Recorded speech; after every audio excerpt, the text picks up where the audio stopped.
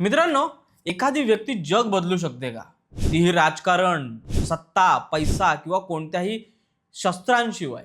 तीही फक्त प्रेमाने, करुणेने आणि सेवाभावाने जग बदलू शकते का? जर तुमचं उत्तर हो असेल, तर त्या उत्तराचं नाव आहे मदर तेरेसा. नमस्कार मित्रांनो, मी मनीष काविनकर तुम्हा सर्वांचं मनापासून स्वागत करतो आजच्या भागात. नेहमीप्रमाणे हा भाग शेवटपर्यंत पहा. आवडल्यास आठवणीने लाईक, शेअर आणि सबस्क्राईब करा. आजचा हा भाग एका अशा स्त्रीवर जिनं रस्त्यावर मरत असलेल्या माणसालाही आशेनं जगायला शिकवलं. चला तर मग जास्त वेळ न घालवता सुरुवात करूया आजच्या भागाला. मित्रांनो, मदर तेरेसा म्हणजे काही सुरुवातीपासूनच संत नव्हत्या.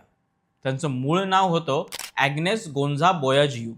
1910 साली जन्म झालेली ही मुलगी वयाच्या 18व्या वर्षी घर, आई वडील, देश सगळं सोडून भारतामध्ये आली, कोलकात्यात. इथे त्या शिक्षिका झाल्या.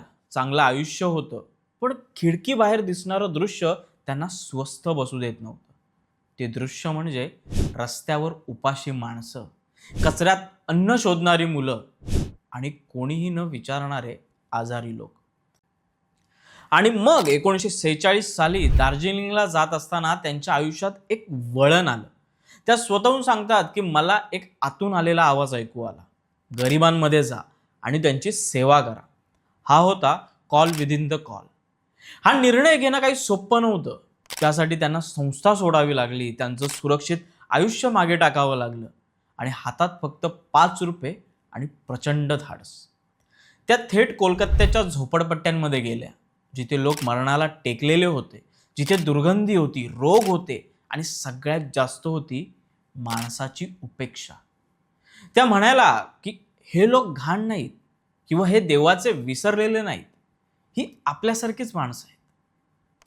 1950 साली मिशनरीज ऑफ चॅरिटी या संस्थेची स्थापना त्यांनी केली. या संस्थेचं काम होतं भुकेलेल्यांना अन्न देणं, बेघराला छप्पर देणं, आजारी माणसाला औषध देणं आणि रस्त्यावर मरणाऱ्याला सन्मान देणं. रस्त्यावर मरत असलेल्यांना उचलून निर्मल हृदय या केंद्रात आणलं जायचं. त्या म्हणायच्या, रस्त्यावर जनावरासारखं मरण्यापेक्षा माणूस म्हणून मरणं जास्त महत्वाचं. ज्यांना समाजाने हात लावायला नकार दिला त्यांना मदर तेरेसांनी मिठी मारली. कुष्ठरोगी, एड्स रुग्ण, टाकून दिलेली नवजात बाळं, त्या कधीच रोग पाहत नव्हत्या, त्या माणूस पाहत होत्या. हो, या कामाबद्दल त्यांच्यावर टीका देखील झाली. हे धर्मांतर करतात, हे फक्त प्रसिद्धीसाठी आहे, हे आरोप देखील त्यांच्यावर झाले. पण त्या शांतपणे म्हणाल्या, मी धर्म बदलत नाही, मी फक्त प्रेम देते. त्यांनी कधीच कोणाला उत्तर दिलं नाही, त्या फक्त काम करत राहिल्या. मित्रांनो, आज आपल्याकडे सगळं आहे, पण वेळ नाहीये, संवेदना नाहीये. अशा वेळी मदर तेरेसा आपल्याला शिकवतात की एक मोठं होण्यासाठी मोठं असण्याची गरज नाही. दुसरी गोष्ट म्हणजे एक माणूस बदलला तरी थोडं का होईना जग बदलतं. आणि तिसरी गोष्ट म्हणजे सेवा ही कोणती पोस्ट नाही, ती प्रवृत्ती आहे.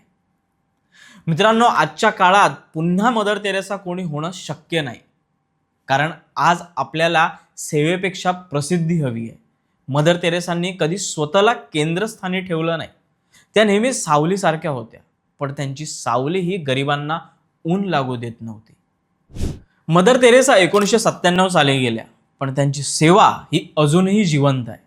ते आपल्याला एक शिकवण देतात की तुम्ही किती मोठे आहात हे महत्त्वाचं नाही, तर तुम्ही किती प्रेम देता हे महत्त्वाचं आहे. तर मग मंडळी, कसा वाटला आजचा भाग? मला माहित आहे की आवडला असेलच. मग जास्तीत जास्त लाईक, शेअर आणि सबस्क्राईब देखील नक्की करा. आणि हो, पुढचा भाग तुम्हाला कोणावर पाहायला आवडेल हे आम्हाला कमेंटमध्ये कळवा.